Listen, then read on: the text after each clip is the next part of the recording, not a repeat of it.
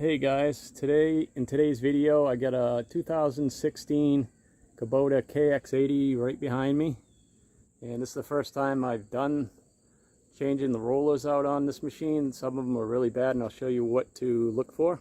So these are the rollers that we replaced right underneath here, and you can see we had to relieve the pressure on the 19 millimeter to lower the track down so we could work on it. And these are what the bad rollers looked like that were underneath this thing.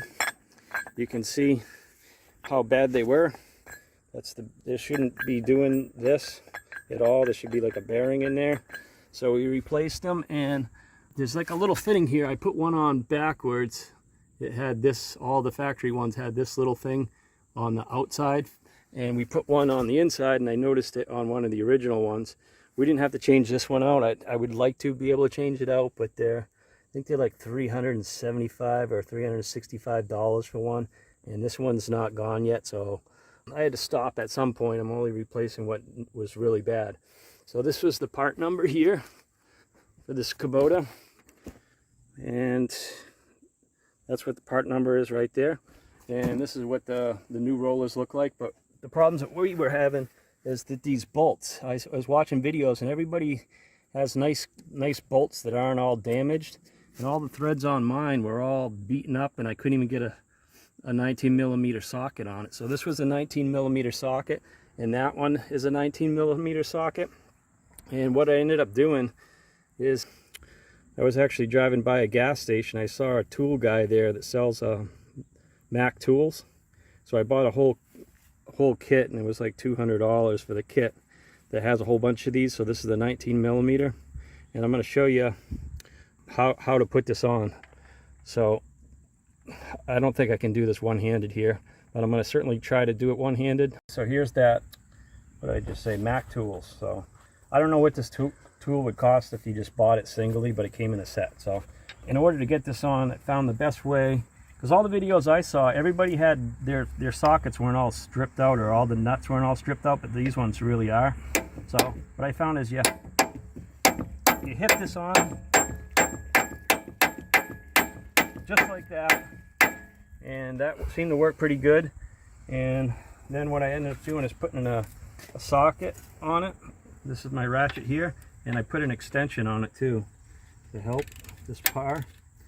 And this is the only way I could do it, because like I said, the 19 millimeters were all stripped out, and I put a 19 on it and it just stripped.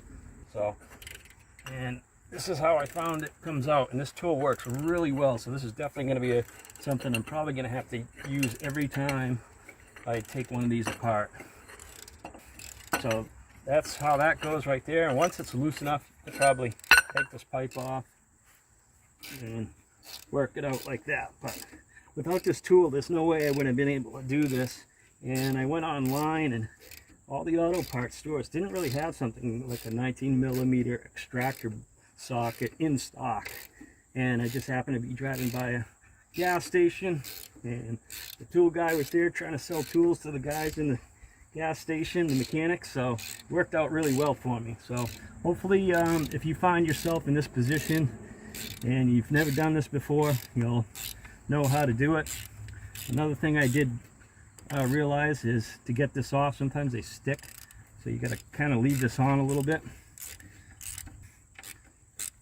Let me back this back on a little bit, but to get this off, sometimes it's stuck on there, so you have to hit it a little bit to knock this off.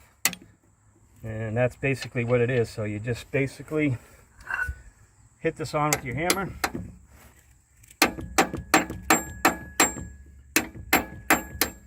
put your wrench back on and hit it with the pipe, and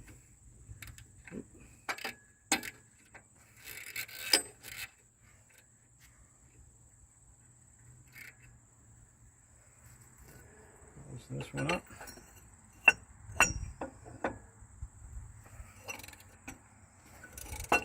And that's pretty much it. So hopefully, if you're stuck in that position where I was, this video will help you out. Thanks for watching.